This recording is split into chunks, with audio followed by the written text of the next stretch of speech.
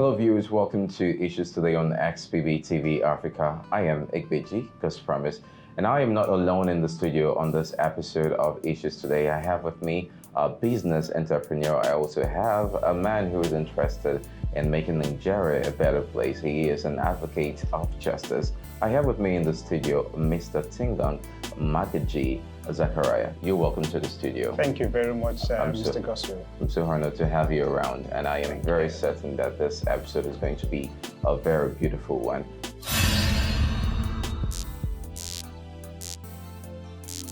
Well, Mr. Magaji, there's been so many issues, as we know, bothering the country, national issues, geographical issues. But today we're going to be addressing issues of national importance and interest. Nigerians have been going through a very tough time assessing the new naira note, as we know, and also getting fuel. Fuel scarcity has become the order of the day. These days we see you have to wait for as long as 3-4 hours, even the whole day. So that's what we're going to be looking at. But before we do all of that, and also we're going to look at the issue of Lai Mohammed and also Erufai. Before now, prior to this time, he said that there were so many elements in the Aso Rock, the presidential villa, who are working against the APC government. We'll look at all of these issues. But before we proceed, I want us to look at these clips. Let's look at what Nigerians are going through presently. We'll be right back. Let's take a look.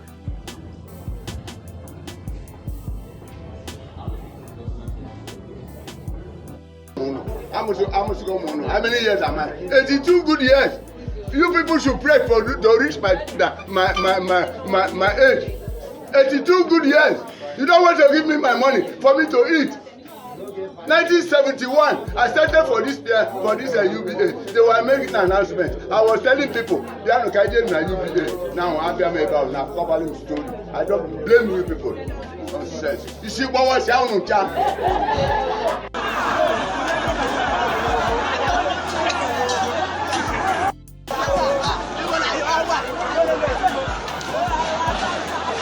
It's about to die. How old is my children? 7 years, 4 years, 7 years, 4 years. Nothing more. Calm down first. At least you talk to people. Calm down first. Calm down. Come and wear your clothes. So I must say that that's a very sad one. I mean, look at what we are going through. People are now going naked in the bank. People are fighting each other. Naira notes is now being sold to the common person. Nigerians are now selling Naira notes to themselves. I think that's the height of failure on the parts of the governments of the day. Amagaji, I want to get your take on that. Okay, first, if you look at the economy in Nigeria, it's in a state of shambles, disarray, quagmire, and limbo. Why did I say so? An administration that is using trial and error method of administration. Some of this haphazard approach policy are meant to take place. First, before CBN will bring about this policy, all banks were supposed to have money intact and then also have an annexed or affiliate body that will help the local man in the streets, in the villages, to exchange the little naira notes they have. And now 80% of Nigerians are opportunists. They are making Nigerians even worse than even the administration itself. Yeah. I remember walking to a place to make withdrawal of 10,000. I was charged 3,000. So how much am I taking home? So that is to tell you that the policy might really look good, but the implementation is faulty. And then it bounces back to the common man in the street. I, for one, cannot call the bank manager to bring 10,000 in my house. Yeah. But it's only the rich, which in the classification of social stratification, highlighted. We have the upper, the lower, and then the middle. But now the middle class is scrapped out. We have the upper, and then we have the upper. So if you look at it critically, the policy and the implementation is faulty, and then the hardship Nigerians are passing through. Just imagine going to the market to buy something. Somebody says you should transfer. The apps, the bank apps are not working. They're faulty. Then the medium of even receiving, possibly you might have done the transfer, it went successfully. But waiting for the person to receive alert is another problem. So you might end up being stranded. So if you look at it, the policy is just so faulty. And then there are no task force to checkmate how these are being done. Over recent, I heard of arrest of bank managers. Yeah. Some of the bankers as well, the bank managers, also contribute to the suffering of Nigerians. Because they hoard the money. I heard that some of them were arrested. But how far will the arrest go? And how far will it provide solution? A lot of Nigeria, in an ideal situation, a sane nation like Nigeria is supposed to shut down. A lot of persons don't have money to a place to withdraw money, don't have means of fueling their cars. So tell me, if you're a civil servant, how do you move from your house to your place of work? And then if you are hungry, you are stranded, how do you make transactions? The charges are even more, almost 30% of what you are withdrawing. Okay, so you talked about implementation. That means the policy itself, it's not the bad one. Actually, if you look at it from a real sense, that policy is not a bad one. Economically. Because it's going to improve. What I foresee is that the bank system, a place is faulty. If you look at it, Nigeria doesn't go electronically. From their statistics, according to CBN, I think 15 to 20% of people who do transactions in Nigeria do it electronically. Then 80% of them do it manually, and then the high risk of fraudulent activities is an increase. Yeah. So they are trying to see if such can be curtailed. But the implementation is the problem. Ahead of the 2023 general elections, many people have affiliated this present condition being faced by Nigeria or Nigerians to the ruling All Progressive Congress government, the APC government, and they claim that it is an intentional attempt to destabilize Nigerians and also take advantage of that during the electioneering period. Do you think that's a baseless accusation? That's a baseless accusation. Okay. Because if you look at the administration, they lack focus, and then they lack the merit, the competence to lead Nigeria out of this mess. Now, if you look at the election, you and I knows the system has been made easy. It's left alone, we Nigerians, if we are ready for a better Nigeria. You and I can't take money for election day just to vote a candidate.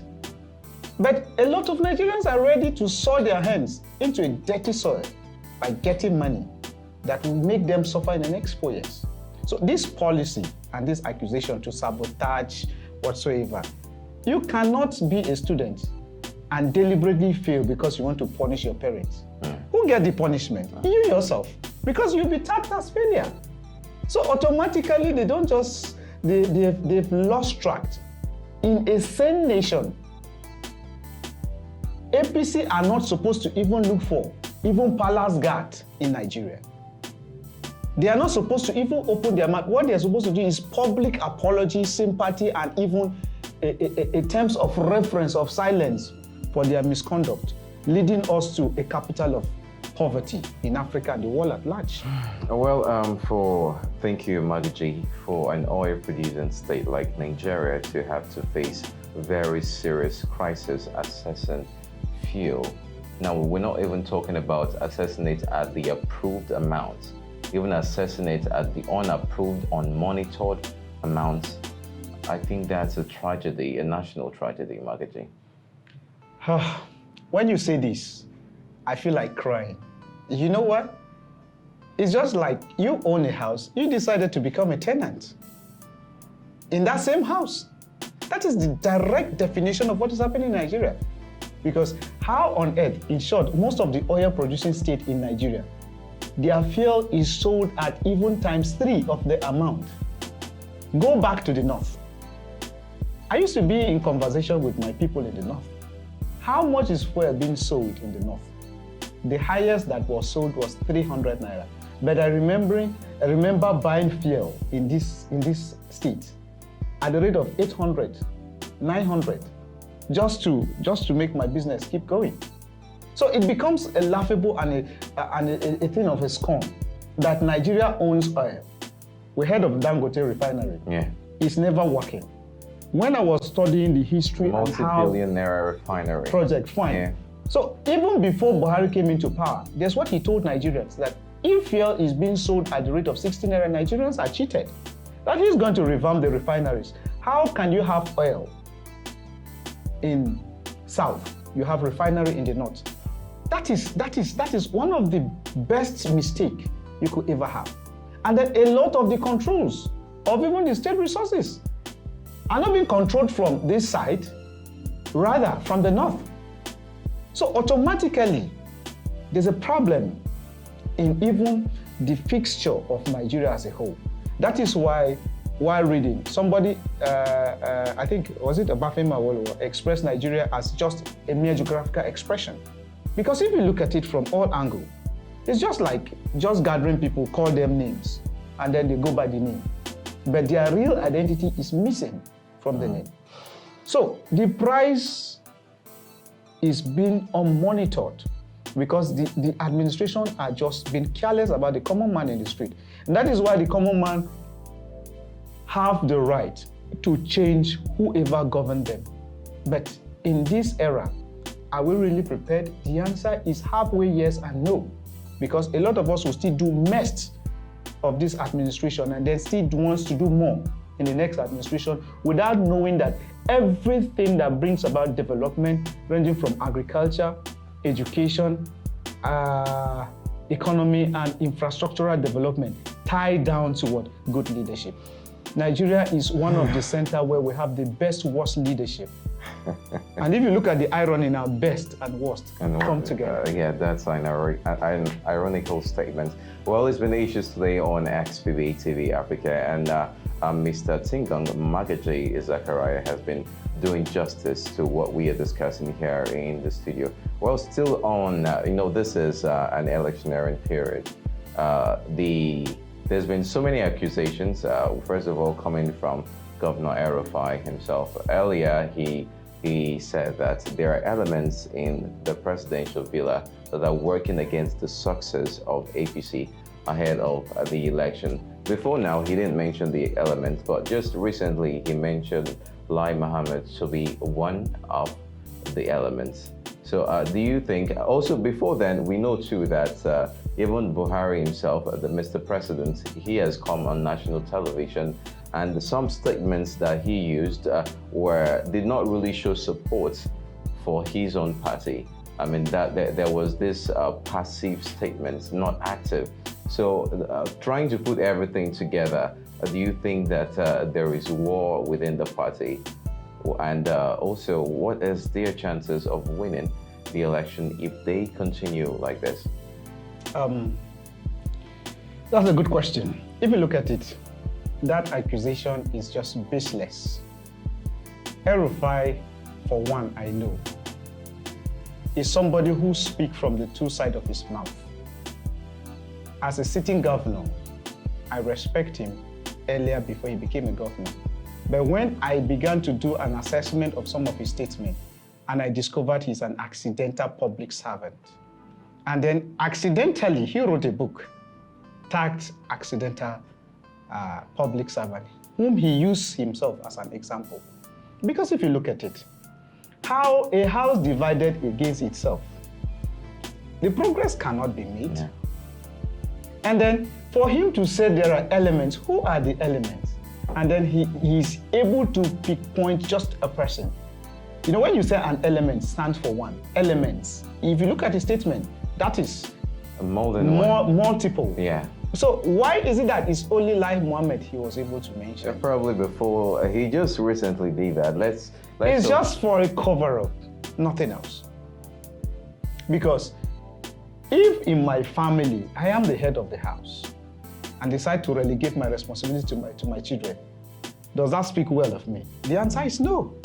So the administration has failed. The arrogance in the failure cannot make them to come out to the public because the shame will be much. They came and made Nigeria look they are the messiahs. And the messiah was to be headed by President Muhammadu Buhari. Lo and behold, the failure is visible to the blind, audible to the deaf. And then the same party of Nigerians now is regret. I am from the north. Some persons will have to bribe just to go to the farm, while the insecurity is ongoing. They pay security personnel just to come and safeguard them. Some again have to bargain with bandits. Okay, we will farm this. After then, we'll pay you, and then we'll harvest our crops. So the whole thing is just a mess of the whole system. So for this accusation, I look at El-Rufai as somebody who is just trying to market a bad product, enforcing it on people to really take bad pills against the odds of the sickness that is already inflicted, is self-inflicted. So APC, I'm not seeing them the chances of winning election in Nigeria, because if really they want to win, let them tell Nigerians their achievement, then use that achievement to canvass vote for themselves. Yeah, I agree with you. Would you also agree with me that the forthcoming election is one of the biggest election in the 21st century? Of course. Yes, considering the position that Nigeria holds in the African continent. And, you know, what do you expect? I mean, I feel that Nigerians, for a particular candidate, I'm not going to mention the name, they are really doing lots of campaign for him, social media campaigns, offline campaigns, and also other candidates too are also doing what they can do towards the successful outcome of the election in favor of their party. How do you envision the election? Let me take you back to the Communist Manifesto written by Karl Marx. Okay. He said, the working class are mostly oppressed, and then the only thing that can bring a revolution is what? For them to understand and unite. And when they unite, revolution becomes inevitable. I take you back to Plato in his book, The Republic. While I was going through the book, he classified the state into three: perfect, imperfect, and state of ignorance. And from his classification, Nigeria happens to be in a state of ignorance. And the least thing you could ever see in the context of Africa as a whole, that a common man in the street pull out his hard-earned resources in support of a candidate. Have you ever seen a tree that doesn't bear fruit? You see people stoning it? No. That is why that candidate you don't want to mention name, he has the fruits. And that is why Nigerians are rallying back within him. And if you look at it again from another angle, he has been tested, trusted, and with a proven result that in the history of Africa and Nigerian context, no leadership has emanated and metamorphosed into that level. Although critics say that Nigerians are simply being pushed to the wall, having tasted two kinds of fruits. So they don't know, they can't go back there anymore. So they just decide to fall back, even if there is no national evidence. It's just at a state level, some claim. Magidi. From that assertion, it's just an expression of naivety, nothing else. Okay. Because if you look at it from all angles, you and I knows that during political or electioneering process, people go to politicians to get money from them.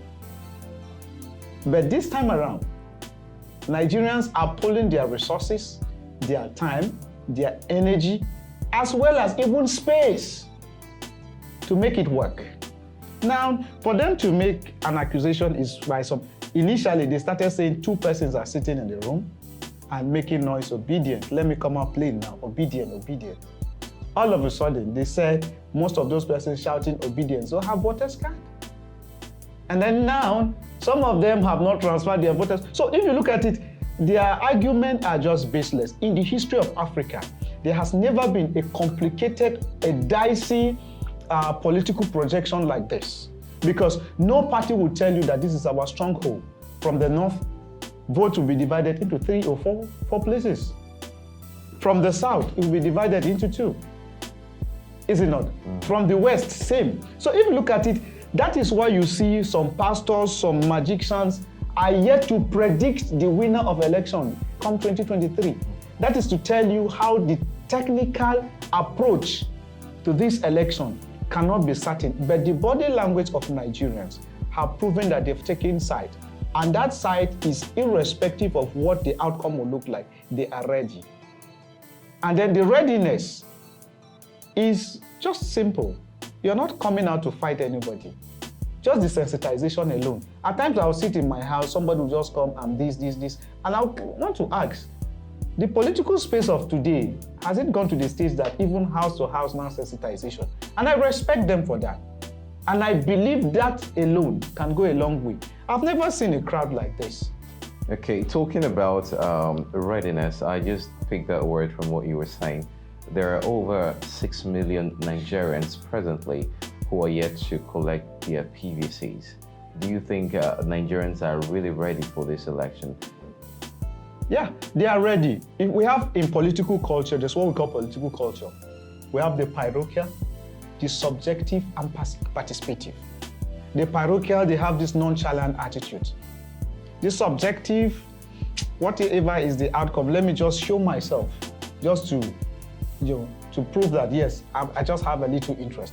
While the participative will leave their place of work, their commitment, responsibility to make sure they collect their PVCs. And then if you look at Nigeria from onset, there has never been a rising time where people coming out in mass to do registration. And then this registration is to tell you there's what I always call POR, point of reference. Now, a lot of Nigerians, over some numbers of PVCs uncollected. I've been to a lot of places and I've seen it. Some of them, Nigerians, we believe in haphazard approach. If you check, 2 days before the timeline was shifted, Nigerians rushed to the banks to make their deposit. Some of them were willing to stay to the next day so that they will not become victim of circumstance. And I assure you that as the election draw nearer, Nigerians will plead and also leave what they are doing to collect this PVC. Because I believe 20%, you can't have 100% in terms of projection, but I believe 20% left over that will not participate in this election will not affect the proposition of the election forthcoming. All right, it has been Issues Today on XPB TV Africa, and we have covered so many issues bothering Nigeria, ranging from national issues, talking about the fuel scarcity and unavailability of the new naira notes. We also talked about some issues in the National House, talking about the presidential villa. You are free to leave your comments in the comment section below. Let us know what you think about these issues. Are you affected by any of these? Of course, we all are affected. I know you're also affected one way or the other. Regardless of your social class, you must feel what is going on, because even those who have the money can't even assess some of these things. All right, thank you so much for watching. We want to say a very big thank you to our sponsors. Thank you for sponsoring this program. You too can be a sponsor. All you need to do is contact us via the platforms displayed on the screen. It's been Issues Today on XPB TV Africa. If you're watching us on Facebook, follow us on Facebook, and on YouTube, subscribe to our YouTube channel. Thanks for watching. I am Egbiji, God's Promise, and I have been with Magaji Tingong. Thank you very much, sir.